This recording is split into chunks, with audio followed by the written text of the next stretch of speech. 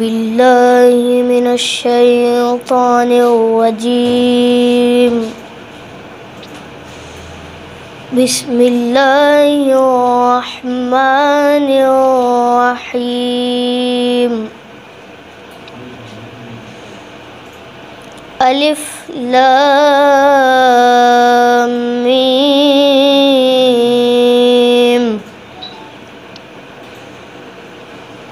ذلك الكتاب لا ريب فيه هدى للمتقين الذين يؤمنون بالغيب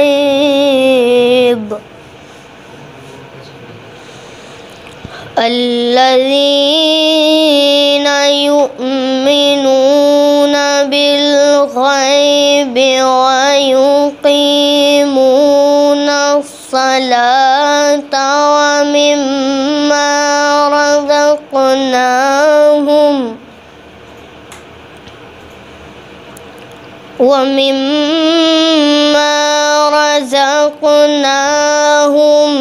ينفقون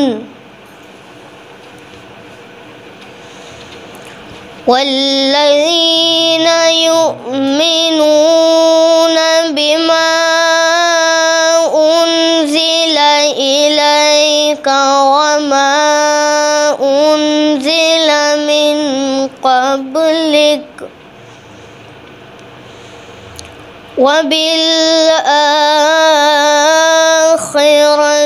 هم يوقنون أولئك على هدى من ربهم وأولئك هم المفلحون.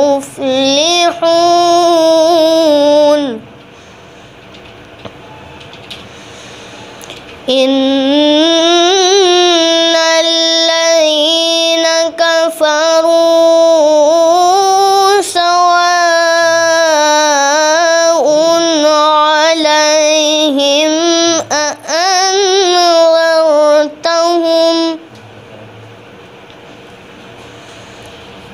عليهم أأنذرتهم أم لم تنذرهم لا يؤمنون.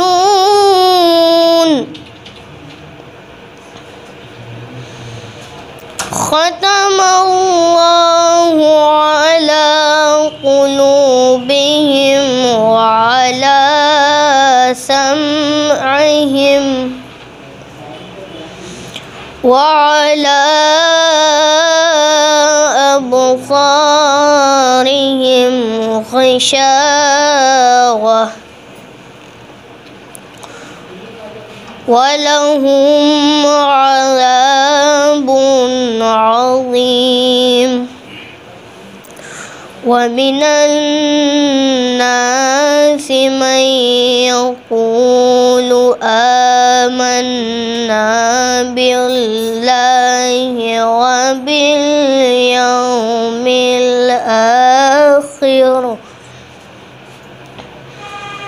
وباليوم الآخر وما هم بمؤمنين. صدق الله العلي العظيم وصدق رسوله النبي الكريم. اللهم صل على محمد وآل محمد.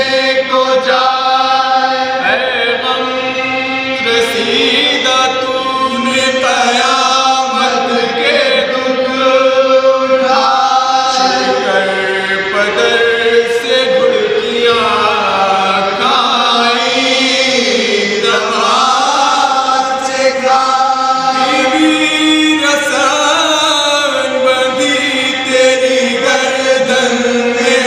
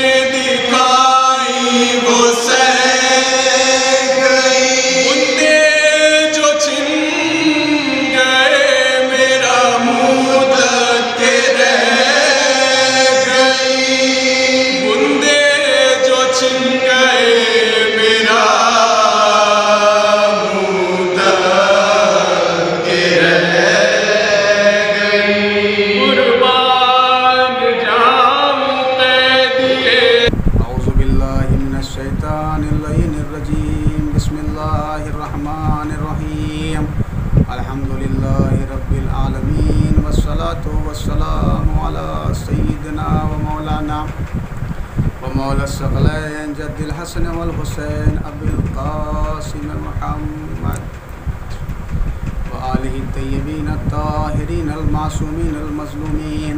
أما بعد فقد قال رسول الله صلى الله عليه وآله وسلم من مات ولم يعرف إمام زمانه مات ميتة جاهلية. صلوات اللهم صل. سامعین کرام اور ناظرین، سب سے پہلے آپ کی خدمت میں سلام عرض کرتا ہوں، اور میں بہت ہی شکر گزار ہوں زندگی چینل کا کہ انہوں نے مجھے موقع فراہم کیا کہ میں آپ کے سامنے کچھ بیان کر سکوں. عزیزان محترم، میں نے جس حدیث کو سرنامِ سخن قرار دیا ہے، حضور سرور کائنات، فخر موجودات، قائد خیر و برکت، خورشید عالم رسالت، پیدر امت حضرت محمد مصطفیٰ صلی اللہ علیہ وآلہ وسلم کا ارشاد گرامی ہے کہ ہر وہ شخص جو اپنے زمانے کے امام کو پہچانے بغیر مر جائے، اس کی موت جاہلیت کی موت ہوتی ہے. عزیزان محترم، سب سے پہلے ضروری ہے کہ ہم اپنے زمانے کے امام کی معرفت رکھیں، اس لیے کہ جب تک ہم اپنے زمانے کے امام کی معرفت نہیں رکھیں گے تب تک ہم ایک عالم کی موت نہیں مر سکتے، بلکہ ہم ایک جاہل کی موت مریں گے. لیکن آج کل کا ہمارا یہ سماج اور آج کل کا یہ ہمارا معاشرہ یہ کہتا ہے، اگر آپ اس بات کے دعوے دار ہیں آپ کے 12ویں امام زندہ ہیں تو اس بات پہ دلیل کیا ہے؟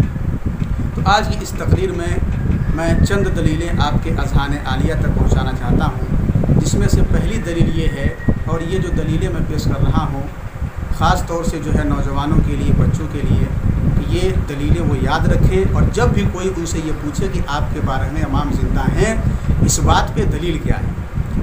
تو عزیزان محترم، اپنی گفتگو کا آغاز میں یہاں سے کرتا ہوں. آپ یہ بتائیں کہ اللہ نے خانہ کعبہ کو کیوں بنایا؟ تو آپ سب کا جواب تو یہی ہوگا نا کہ اللہ نے خانہ کعبہ کو اس لیے بنایا تاکہ لوگ یہاں پر آئیں اور حج کریں، طواف کریں.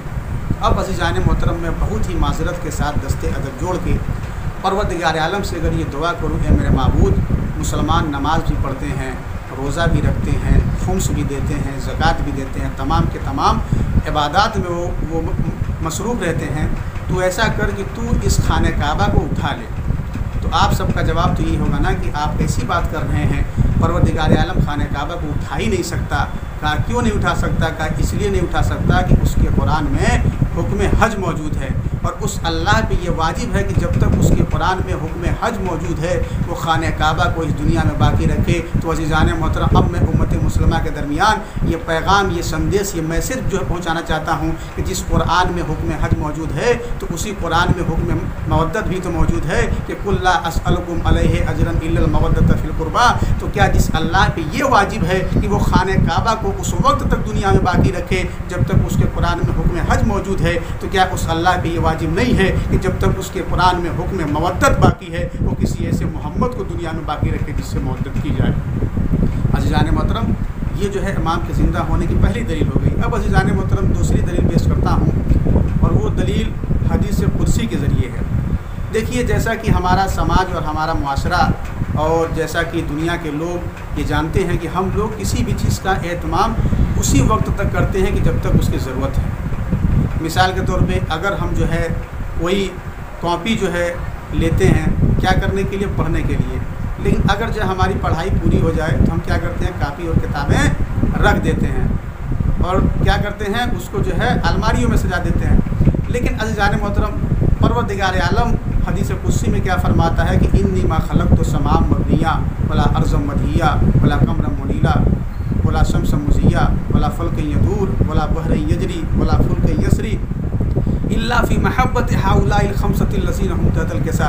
پروردگار عالم یہ فرماتا ہے کہ میں نے زمین کا فرش نہیں بچھایا مگر پنجتن کی محبت میں، میں نے آسمان کا سامیانہ نہیں بنایا مگر मगर पंजतन की मोहब्बत में मैंने सूरज को रोशन नहीं किया, मगर पंजतन की मोहब्बत में मैंने जो है चाँद को रोशन नहीं किया, मगर पंजतन की मोहब्बत में। अब मैं दस्ते अदब जोड़ के परवरदिगार आलम से ये जो है पूछना चाहता है, मेरे माबूद पंजतन आए और आगे चले गए, लेकिन तुमने ज़मीन का फर्श नहीं समेटा, आसमान का सामियाना नहीं समेटा, चाँद को नहीं बुलाया, सूरज को नहीं बुलाया, क्या बताना चाहता है? तो अजब नहीं कि माबूद जवाब दे, नादान तुझे नहीं मालूम। अरे यही तो मैं बताना चाहता हूँ कि पहला मोहम्मद न सही, आखिरी मोहम्मद आज भी ज़िंदा है, जिसकी बिना पर ये तमाम चीज़ें बाकी हैं। अज़ीज़ान मोहतरम, ये तमाम की तमाम चीज़ें इसलिए बाकी है क्योंकि हमारे 12वें इमाम अभी पर्दा गैब में सांसें ले रहे हैं। तो इस तरीके से बहुत सारी दलीलें दी जा सकती हैं। जो ये लोग ये जानना चाहते हैं कि हमारे इमाम अगर ज़िंदा हैं तो इस पे दलील क्या है।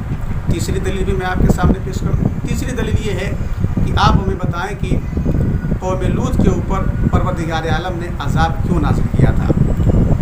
तो आप सबका जवाब यही होगा ना कि चूँकि उनके यहाँ बदअमली और बदफेली थी। बदअमली और बदफेली की बुनियाद पे परवरदिगार आलम ने उनके ऊपर अज़ाब नाज़िल कर दिया। अब आप बताएं कि ये बदअमली और बदफेली आजकल के इस ज़माने में है कि नहीं है। बहुत सारी जगह हैं जहाँ पे ये बदअमली और बदफेली पाई जाती है। तो चूँकि आज भी ये बदअमली और बदफेली है, तो आज परवरदिगार आलम को गुस्सा क्यों नहीं आ रहा है? आज परवरदिगार आलम इनके ऊपर अज़ाब नाज़िल क्यों नहीं कर रहा है? तो आप सबका जवाब तो यही होगा ना कि चूँकि परवरदिगार आलम कुरान मजीद सूरह अनफाल की आयत नंबर 33 में इरशाद फरमाता है कि वमा कान अल्लाहु लियुअज़्ज़िबहुम व अंत फ़ीहिम।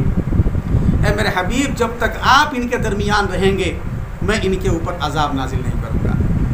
तो अज़ीज़ान मोहतरम, जैसा कि हमारे अहले सुन्नत भाई ये कहते हैं कि हमारा नबी इस दुनिया से चला गया कब?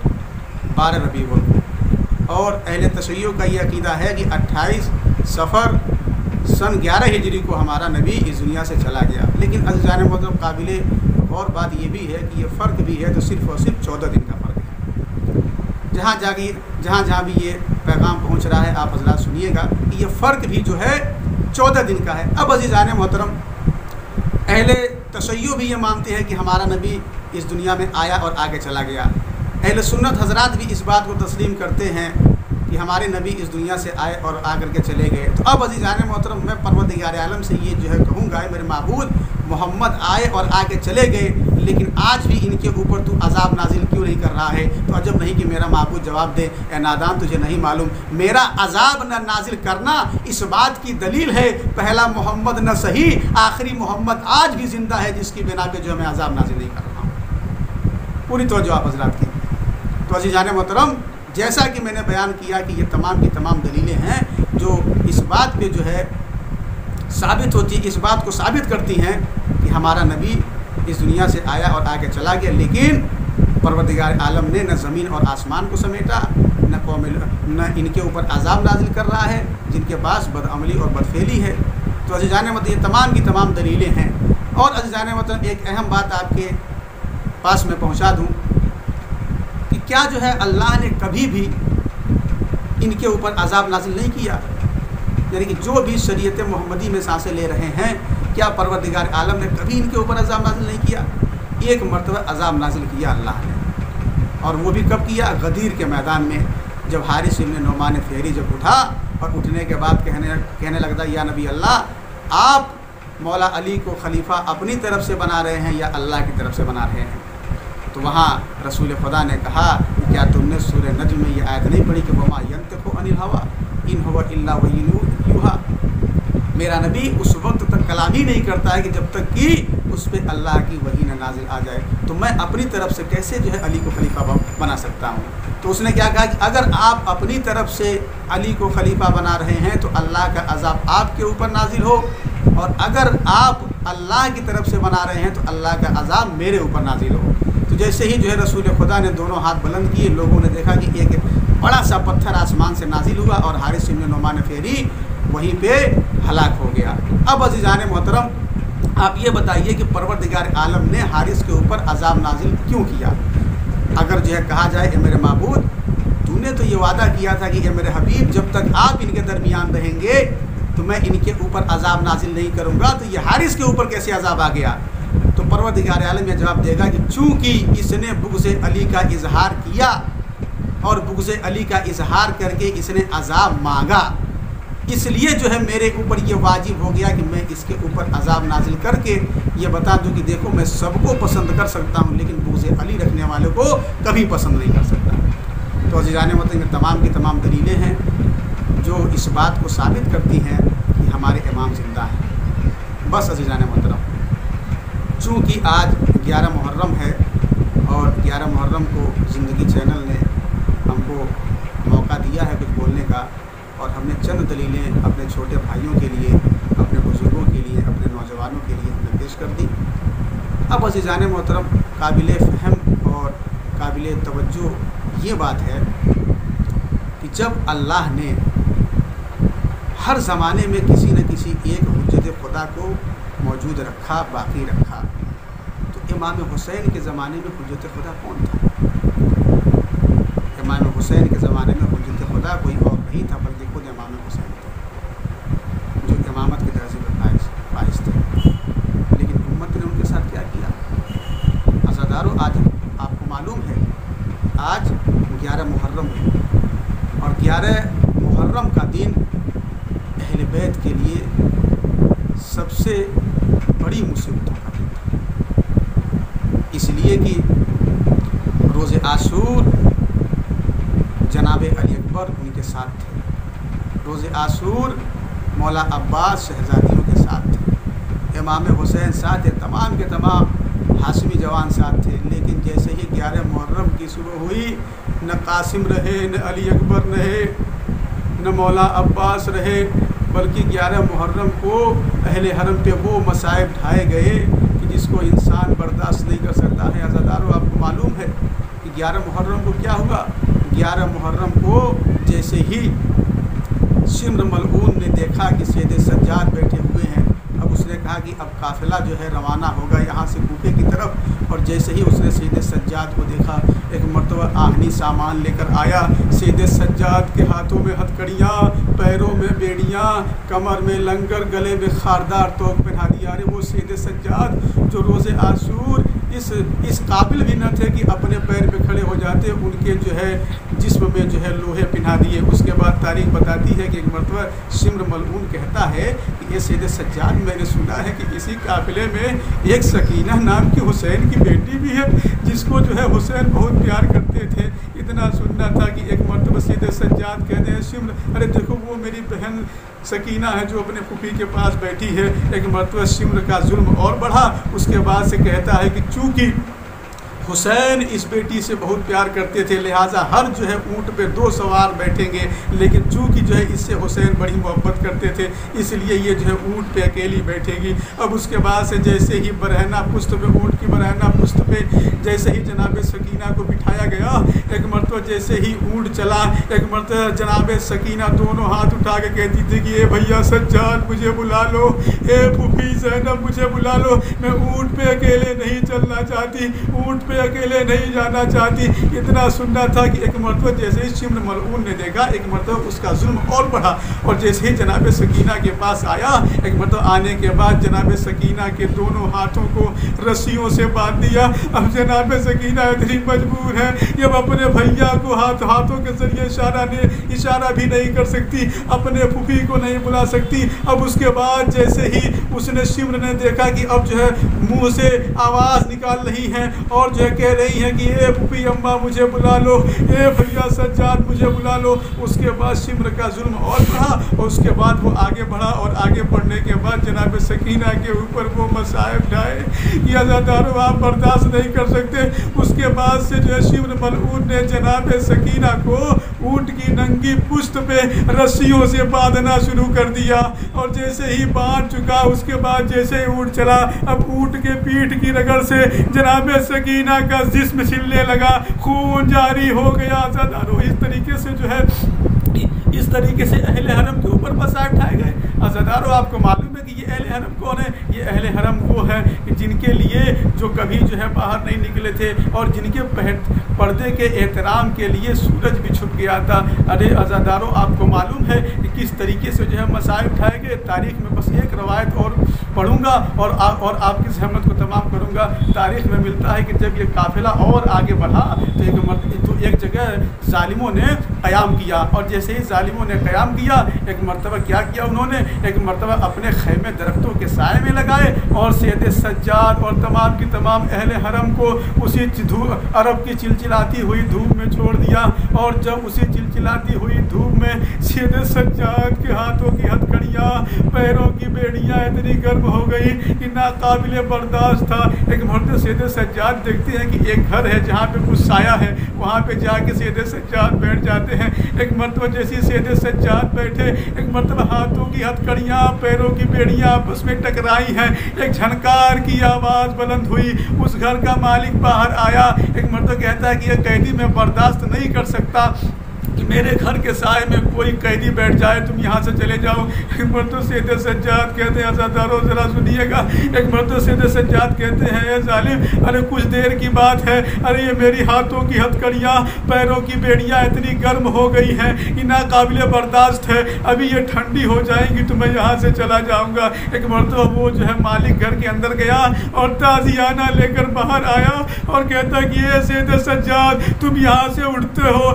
یا یہ میرے تازیانے تم کو اٹھنے پہ مجبور کرتے ہیں۔ ایک مرتبہ جیسے سید سجاد کو تازیانہ لگانا چاہتا ہے، کہیں دور سے جناب سکینہ یہ منظر دیکھ رہی تھی اور کہہ رہی تھی، اس کے بعد سے جیسے ہی حسین ابن نمیر کے ہاتھوں میں تازیانے دیکھے، سید سجاد اور حسین ابن نمیر کے درمیان آ گئی اور کہنے لگی اے بھیا سید سجاد، ارے یہاں سے چلو، یہ بہت ظالم ہے، ارے یہ حسین ابن نمیر ہے، اسے کربلا سے لے کر یہاں تک مجھ کو تازیانے لگائے ہیں۔ اے بھیا سید سجاد، اگر تمازت آفتاب کی بنا پر آپ کی ہاتھوں کی ہتھکڑیاں، پیروں کی بیڑیاں اتنی گرم ہو گئی ہیں کہ ناقابل برداشت ہے، تو آؤ دھوپ کے سامنے آپ کی یہ بہن کھڑی ہو جاتی ہے، آپ میرے سائے میں بیٹھ کر، سید سجاد آپ جو ہے میرے سائے میں بیٹھ کر ہاتھوں کی ہتھکڑیاں، پیروں کی بیڑیاں سرد کر لیجیے۔